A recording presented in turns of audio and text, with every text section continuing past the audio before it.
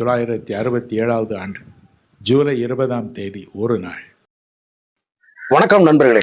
அதாவது இன்னைக்கு எப்படின்னு கேட்டீங்கன்னா, ஒரு உண்மை சம்பவத்தை நான் பகிரலான்னு இருக்கிறேன். என்ன அழகா சிக்னல் கொடுக்கிறாரு பாரு. அதாவது நேத்து 12 மணி இருக்கும். நேத்து 12 மணிக்கு எப்படின்னு கேட்டீங்கன்னா, நேரம் போல அப்படிங்கிறதுக்காக பாப்கார்னை சாப்பிட்டுட்டு இருந்தேன். பாப்கார்னை சாப்பிட்டுட்டு இருக்கும்போது கதவெல்லாம் பூட்டியாச்சு. எல்லாரும் பூட்டிடுவாங்கல்ல நைட்ல. என்னால முடியலடா. பூட்டின உடனே என்ன ஆச்சு அப்படின்னு கேட்டீங்கன்னா, டங்கு டங்குன்னு கதவு தட்டுற சத்தம் கேக்கு. என்னென்ன சொல்றோம் பாருங்க. கம்பி கட்டுற கதையெல்லாம் எடுத்து போடுறாங்க. யாரா இது, நான் பாப்கார்ன் சாப்பிட்டுட்டு இருக்கும்போது யாரா இப்படி டிஸ்டர்ப் பண்றது அப்படின்னு சொல்லிட்டு பார்த்தா வாசல்ல ஏசப்பா நிக்கிறாங்க. ஏசப்பா நின்ன உடனே, என்னப்பா இந்த நேரத்துல வந்திருக்கீங்க? 12, அது நடு இரவு 12 மணிக்கெல்லாம் வந்திருக்கீங்களே அப்படின்னு சொல்லி நான் கேட்டேன். கேட்ட உடனே, என்னப்பா உள்ள வான்னு சொல்ல மாட்டியா அப்படின்னு கேட்டேன். அது உள்ள வான்னு எப்படி சொல்ல முடியும்? 9 மணிக்கு வந்தீங்கன்னா உள்ள வாங்கன்னு சொல்லலாம். நைட்டு 12 மணி ஆகி போச்சு, நேரங்காலம் தெரியாம வந்திருக்கீங்களே அப்படி நல்ல மனசுக்கு நீ தான் ஜெயிப்ப மாதிரி சொல்லிட்டு, சரி வாங்க உள்ள வந்ததுதான் வந்துட்டீங்க உள்ள வாங்க அப்படின்னு சொல்லி கூப்பிட்டுட்டு டே ஆரம்பிச்சு அப்படின்னாங்க. எதுக்கு ஐயா ரெண்டு ஆரம்பிச்சா கூப்பிடுறீங்க அப்படின்னா, இல்ல கூப்பிட்டு பார்த்தேன், உனக்கு ஒரு இதுல சத்தம் கேட்காது, இன்னொரு கட்டம் இது பண்ணலாம் அப்படிங்கிற மாதிரி 2 ஆரம்பிச்சா சொல்றோம்ப்பா அப்படின்னு சொன்னாரு. அப்படி சொன்ன உடனே சொல்லுங்க ஏசப்பா அப்படின்னு.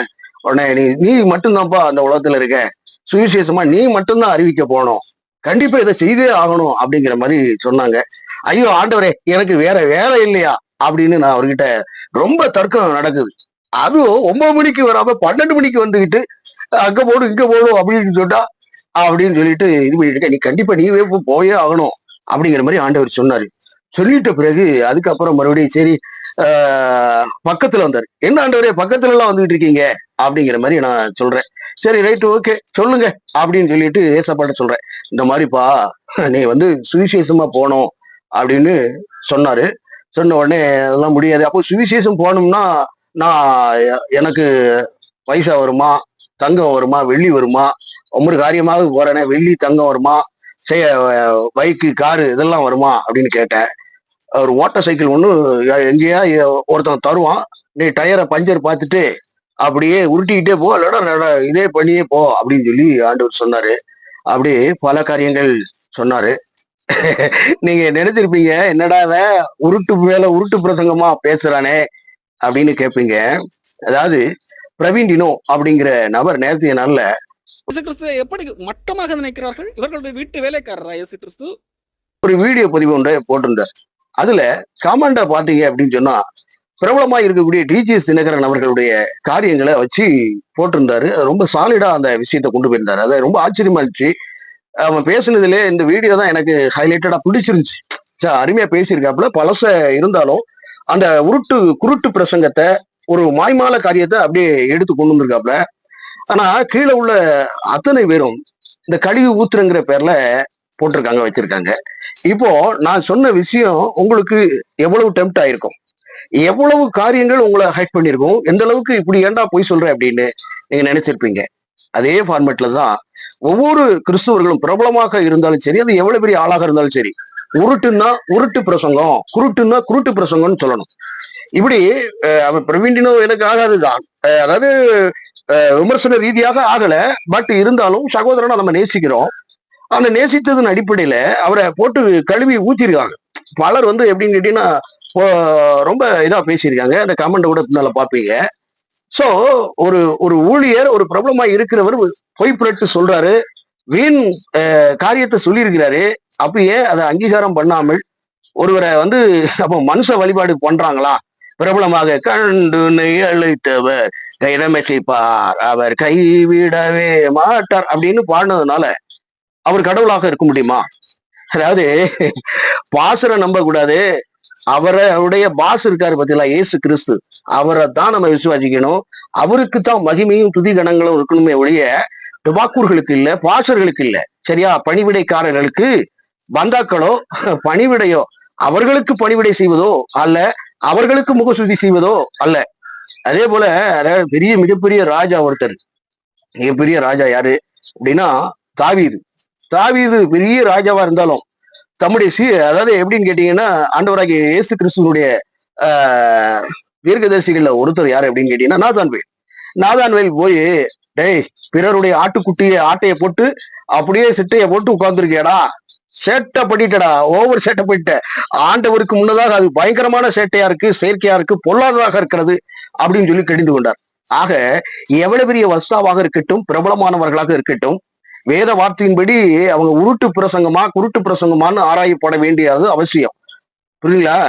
ரொம்ப டச்சபிளா இருந்துச்சு. அத ரொம்ப நாளைக்கு அப்புறம் ஒரு நல்ல மெசேஜ அவன்கிட்ட இருந்து பிரவீனுடைய வீடியோவை கிட்டத்தட்ட நான் 10 முறை பார்த்திருக்கேன். அந்த அளவுக்கு ஒரு அவுட்ஸ்டாண்டிங் அவுட்பிட் அப்படின்னு சொல்லலாம். அப்படி கொண்டு வந்திருக்காப்ல. இவனுக்கு முகசூதி கொடுக்கணும் அப்படின்னு சொன்னா இல்ல, முகசூதி கிடையாது.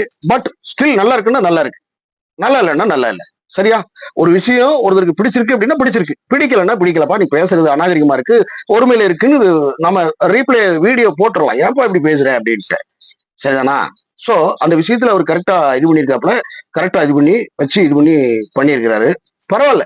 ஆனால் நீங்கள் பாராட்ட வேண்டாம், அதுல பகுப்பாய்வு செய்ய வேண்டியது அவசியம். ஒவ்வொருத்தரும் சொல்றதுக்கு காரணம் என்ன, அதனால வீடியோ போடுறதுக்கு வியூஸ், கமெண்ட், சப்ஸ்கிரைபர் வர்றதுக்கு அல்லது இது வர்றதுக்கு அப்படிங்கிறது நோக்கம் அல்ல. நோக்கம் எல்லாம் நாம் பாதிக்கப்படாதபடிக்கு பிறரும் பாதிக்கப்படக்கூடாது அப்படிங்கிறதுதான். ஒரு தண்ணியில குளோரின் ஜாஸ்தியா இருக்கு, இதை குடிச்சிங்கன்னா அது கிட்னி ஃபெயிலியரை உண்டாக்கும், பல விதமான நோய்களை உண்டாக்கும் அப்படின்னு சொல்றதுனால அதை விழிப்புணர்வாக எடுத்துக்கொள்ள வேண்டுமே தவிர வீம்பாக எடுத்துக்கொள்ளக்கூடாது. பலர் பாத்தீங்கன்னா குறை சொல்லாதிருப்பாயாக அப்படின்னு குறை யாரையும் சொல்றது இல்லை, அவங்க குறையாக இருக்கிறதுனால, உபதேசத்தில் குறையாக இருக்கிறதுனால சொல்ல வேண்டிய நிர்பந்தமாக இருக்கிறது. ஆகையினாலே பொதுமக்களாகிய மக்கள் பைபிளை நல்லா வாசிச்சிருந்தா இப்படிப்பட்ட ஊழியர்களுக்கு, பாஸ்டர்களுக்கு ஒரு முகசுதிய செஞ்சிருக்க மாட்டாங்க. அப்படிப்பட்ட காரியங்கள் கிறிஸ்துவிடத்தில் கற்றுக்கொள்ள கூடாத காரியமா இருக்கு. அதாவது பிரபலமானவர்கள் என்றும் மறைவாக எதையுமே செய்ய மாட்டாங்க, பப்ளிக் மீடியாக்கள்ல செய்வாங்க அப்படின்றது. பிரபலமா இருக்கிறவங்க, அப்போ பிரபலமா இருக்கிறவங்களையே ஆண்டவராகிய இயேசு கிறிஸ்துவானவர் பங்கமாக கலாய்த்திருப்பார், அதாவது ரோஸ்ட் பண்ணியிருப்பாரு, இப்படியே கேட்டு விட்டுருப்பாரு, ஒவ்வொரு காரியங்களையும் நறுக்க கேட்டிருப்பாரு, சுருக்க கேட்டிருப்பாரு. அப்படித்தான் நாம கிறிஸ்துவிடத்தில் கற்றுக்கொண்ட படிப்புனையாக இருக்கிறது. விழிப்புணர்வை சாதாரணமாக எண்ணுவது அல்லது அவரை அசட்டை பண்ணுவது அப்படிங்கிறது இது இல்லை. ஒரு கிரியேட்டரா, ஒரு ஒரு ஒரு விழிப்புணர்வாளரா அவருக்கு சக்சஸே பாசிட்டிவான கமெண்ட் தான். சரிங்களா? இப்போ அவர் சொல்லியிருக்காரு, ஒரு 10 பேர் இதுல இதாயிட்டாங்க அப்படின்னு சொன்னா அவருக்கு ஒரு மகிழ்ச்சி. இப்ப எனக்குலாம் ஒரு 10 பேர் ஓகே அப்படின்னா அந்த 10 பேருடைய கமெண்ட்டை பார்க்கும்போது எனக்கு என்ன மாதிரி இருக்கும் தெரியுமா? சந்தோஷமா தெரியும். ஐயோ 10 பேருக்கு விழிப்புணர்வு போயிருக்கா, ரொம்ப சந்தோஷம்டா, மகிழ்ச்சிடா. நம்ம போட்ட வீடியோவுக்கு வியூஸ் வர்றதில்ல, வியூஸுக்கு பதிலாக அந்த வியூவர்களுடைய கமெண்ட்ல ஒரு 10 பேருக்கு டச்சபிளா போயிருக்கு. பரவாயில்ல, உணர்த்தப்பட்ட காரியத்தின் நிமித்தம் அதை நம்ம வீடியோ வாயிலாக காட்சிப்படுத்தணும், அதன் நிமித்தமாக பலர் இதா இருக்காங்களே, விழிப்புணர்வு ஆயிருக்காங்களே அப்படிங்கிறது ஒரு மகிழ்ச்சி. சரிதானா?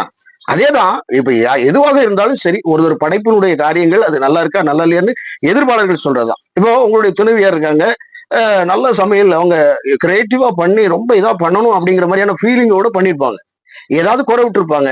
ஆனா எதிர்பார்க்கறது நல்லா இருக்கா நல்லா இல்லையா தெரியலையே, நம்ம வாய்க்கு நல்லா இருக்கு, அவங்க வாய்க்கு எப்படி இருக்கோ அப்படிங்கிற மாதிரி இருக்கும். அப்போ அந்த இடத்துல நல்லா இருக்கு அப்படின்னு சொன்னா இன்னும் கிரியேட்டிவா அதனுடைய பலன் வேற மாதிரி இருக்கும், அன்பு வேற மாதிரி போகும், அன்பின் மிகுதியும் அதிகமாக, பாசமும் பெருகும். அதே போலதான் ஒரு கிரியேட்டருக்கு அவர்கிட்ட ஹேட் பண்ணக்கூடிய வார்த்தைகள் அவரை ஒருபோதும் இது பண்ணாது, வைக்காது. சரியா? நீங்க அதுல சொல்றதுல சரியா இருக்கா அப்படிங்கிறத பார்க்கணும். அந்த கமெண்ட்டை பார்க்கும்போது கிட்டத்தட்ட நான் இதுல பார்க்கும்போது எப்படின்னு கேட்டீங்கன்னா 75 கமெண்ட் இருந்துச்சு. இப்போ எத்தனை கமெண்ட் இருக்குன்னு தெரியல. ஆனா பயங்கரமா போட்டு பங்கம் பண்ணிருக்காங்க. அவரை இதா பேசக்கூடாது, எது விஷயம் இருக்கா கரெக்டா இருக்கா அப்படிங்கிறதா. ஒரு அட்வைஸ் இருக்கு, அது சரியா இருக்கா அப்படின்னு பார்க்கலாம். அட்வைஸ் அநாகரிகமா இருக்கு, அட்வைஸ் வீண் விருதாவாக இருக்கு, அது பொய்யாக இருக்கு, பிழையாக இருக்கிறது என்றால் கண்டிப்பாக சொல்றேன், அதை தப்புன்னு சொல்லலாம், தப்புன்னு கேட்டுடலாம். அது அவதூறாக இருந்தால் அவதூறு அப்படின்னு கரெக்டா சொல்லலாம். இதுல இந்த வீடியோல அவதூறாக இருப்பதாக நான் கருத்திலே கொள்ளல. சரியா? இப்ப கூட நான் சொன்னேன் 12 மணிக்கு ஆண்டவர் வந்தாருன்னு சொன்னா உங்களுக்கு எவ்வளவு காண்ட் ஆகும், இல்லாத சொன்னா எவ்வளவு இதா இருக்கு வைக்க. அதே போலதான் அது டிஜி தினகரனா இருக்கட்டும், யாரா இருக்கட்டும், பொய் சொன்னாங்கன்னா பொய்ன்னு தான் சொல்லணும். அதுதானே ஒரு நல்ல கிறிஸ்தவர்களுக்கு அடையாளம். என்ன சொல்றீங்க? வேற ஒரு பதிவு. வணக்கம்.